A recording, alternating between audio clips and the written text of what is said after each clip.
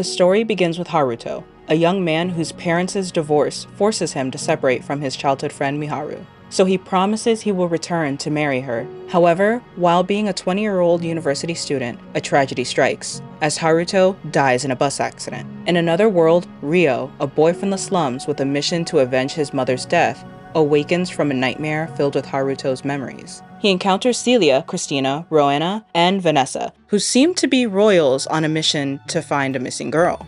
They sense his potent magical energy and ask him if he's seen this girl. Though he has not, they still offer him a bag of coins in gratitude. Back home, Ryo faces an attacker, and a mysterious spirit girl appears to guide him in the ways of magic, thus leading to Ryo discovering a power within himself. He rescues Flora, who he can only assume is the missing girl.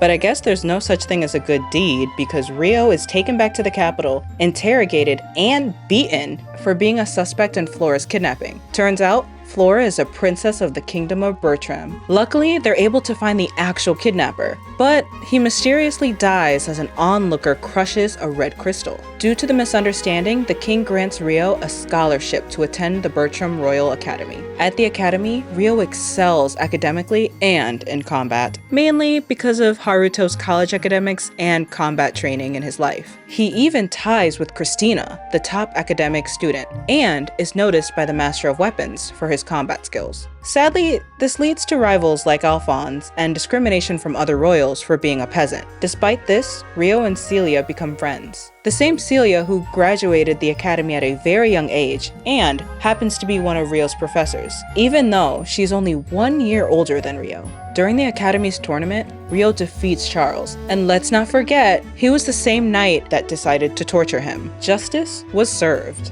In Ryo's 6th year at the academy, he participates in an outdoor practicum and again risked his life to save Flora when she was falling off a cliff. To save face, Stuart, the one who actually pushed Flora, blames Ryo for the incident, leading Ryo to become a wanted man. This led to Ryo's decision to leave Bertram. But Stuart's family are not having it, so they send an assassin to get rid of Ryo before the truth comes out. Ryo's journey takes him to the Almada Kingdom, where he meets Latifa, a beast human girl with a tragic past, enslaved by royals and used as their assassin. Ryo helps Latifa break free from her chains and embarks on a journey to the land of the beast humans. In the Forest of Spirits, Ryo reconnects Latifa with the beast humans, undergoes training, and learns about his unique abilities from the 3 elders and the spirit of the world tree, Dryas. His bond with Latifa deepens as she considers him to be a big brother. Now Ryo decides to start plotting some stuff. He takes a griffin rider and goes to a place to collect a dragon egg,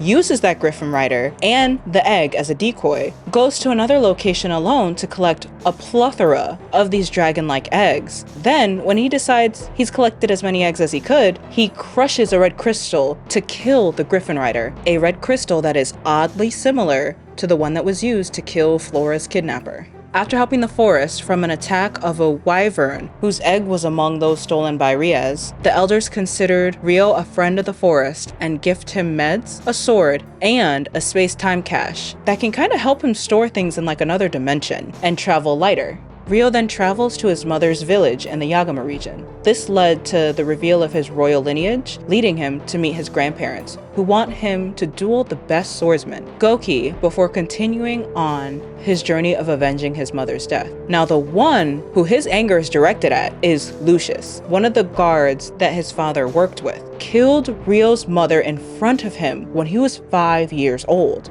After helping the village with some other village political creeps, propagating and farming, and turning down a love interest, Ryo heads back to the Forest of Spirits to reunite with Latifa. And let's not forget the spirit who helped Ryo out during Flora's kidnapping, who is now able to be in human form. So Ryo names her Aisha, and she becomes his spirit companion that can communicate with him telepathically. Latifa opens up to Ryo and tells him of her past life. Both of them come to the realization that they were both in Japan and victims of the same bus accident.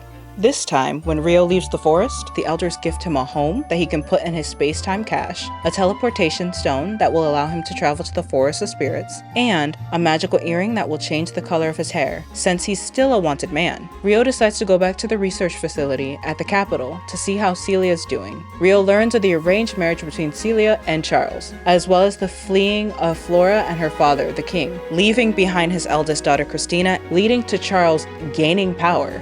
To protect Celia from becoming the 7th wife of this jerk, Ryo plans a daring kidnapping to help Celia escape during the wedding parade, and is luckily successful. In the final moments of the season, Ryo helps 3 people who can surprisingly speak Japanese from kidnappers, one of them being his childhood friend Miharu. Now, the new season will be releasing this fall in October, and there are so many unanswered questions, like why was Miharu missing after their high school entrance? Were all the people involved in the bus accident reincarnated into people of this new world? What will Reyes do with all those dragon eggs he collected? I will definitely be tuning into season 2. Let me know in the comments what you're most excited for and who you want to see more of in season 2. And we're trying to build this anime corner to 600 subscribers before the fall season. So don't forget to subscribe and join our growing community of anime fans. And until next time, bye!